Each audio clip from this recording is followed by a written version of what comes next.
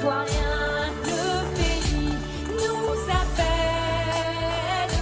Si nous avons dans la paix ramené la liberté, notre devoir sera d'être un modèle de l'espérance promise à l'humanité, en forgeant unis dans la foi nouvelle, la patrie de la vraie fraternité,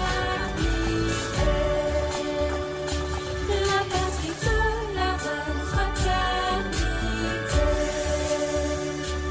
la patrie de la vraie fraternité.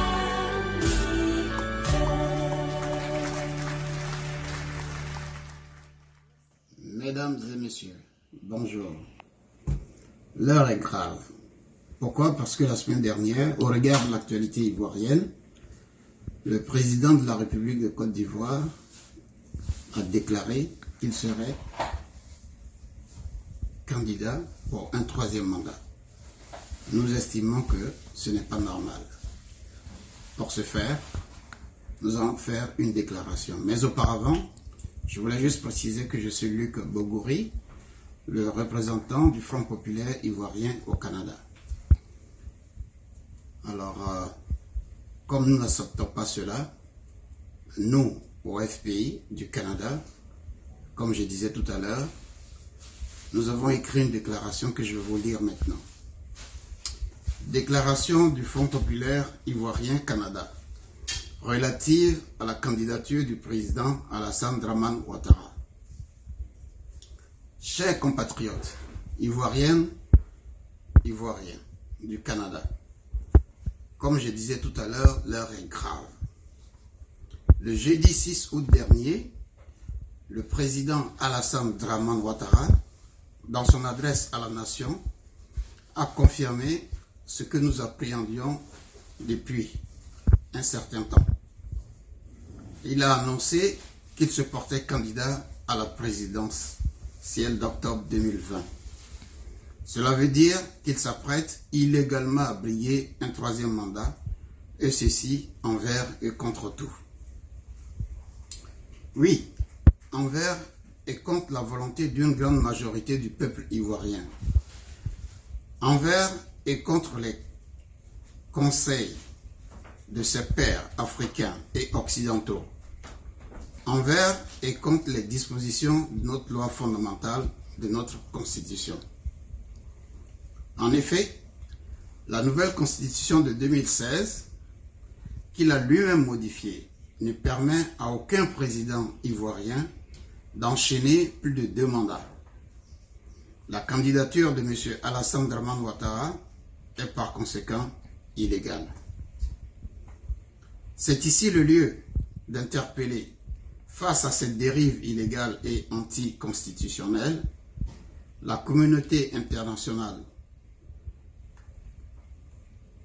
dans son ensemble, les chancelleries occidentales et africaines, les organisations des droits de l'homme et tout particulièrement la France, qui l'a soutenu depuis 2010 dans sa prise de pouvoir. C'est le lieu d'en appeler à l'indignation de M. Emmanuel Macron, qui a félicité le président Alassane Ouattara lorsqu'il a renoncé en mars dernier à briguer un troisième mandat, qualifiant la décision de ce dernier d'historique. En vertu de ce qui précède, chers compatriotes, nous avons le devoir de nous lever pour dénoncer le braquage de notre Constitution. Nous devons nous lever comme un seul homme afin de forcer M. Alassane Dramane Ouattara à renoncer à son projet unique, car nous voulons préserver la Côte d'Ivoire de notre chaos post-électoral. Et pour cela, chers compatriotes, nous devons unir nos forces. Nous devons agir ensemble pour une meilleure efficacité de nos actions.